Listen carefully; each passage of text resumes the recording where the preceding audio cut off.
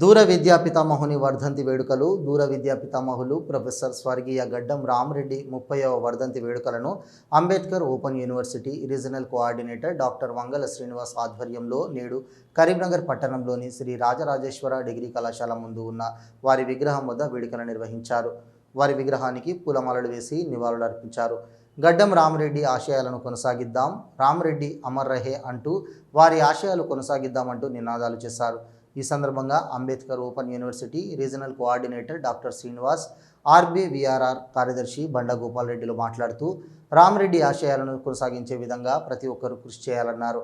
స్వర్గీయ గడ్డం రామరెడ్డి భారతదేశంలోనే మొట్టమొదటిగా సార్వత్రిక విశ్వవిద్యాలయాన్ని ఏర్పాటు చేసి మధ్యలో చదువు ఆపేసిన బడుగు బలహీన వర్గాల దూర విద్య వ్యవస్థను ఏర్పాటు చేసి వారు ఉన్నత చదువులను పూర్తి చేసి ఉన్నత స్థితిలో ఉండేందుకు కృషి చేసిన మహానుభావుడని కొనియాడారు.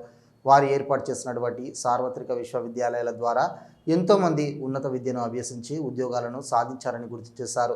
ఆర్థిక స్థితిగతులు సరిగ్గా లేక మధ్యలో చదువు ఆపేసిన వారు ఈ దూర విద్య ద్వారా వారి విద్యను పూర్తి చేసేందుకు వారు చూపిన బాటేనని తెలిపారు. ఈ కార్యక్రమంలో doctor Ambedkar open university regional coordinator doctor Vangala Srinivas, TGCGTA general secretary doctor Kadaru Surender Reddy, vice principal T Rajaiah, staff club secretary doctor M Srinivas Reddy, secretary doctor N Satyaprakash, K Sudhakar, Ramkishan, Kattavenu, Ambedkar కళాశాల సిబ్బందితో పాటు RBVRR secretary Banda Gopal Reddy, vice president Gannu Maheshwar Reddy తదితరులు పాల్గొన్నారు. ప్రొఫెసర్ జి రామరెడ్డి గారి 30వ వర్ధంతి దినోత్సవ సందర్భంగా వారి విగ్రహానికి పూలమాలతో అలంకరించి వారి వర్ధంతిని జరుపుకోవడం జరిగింది.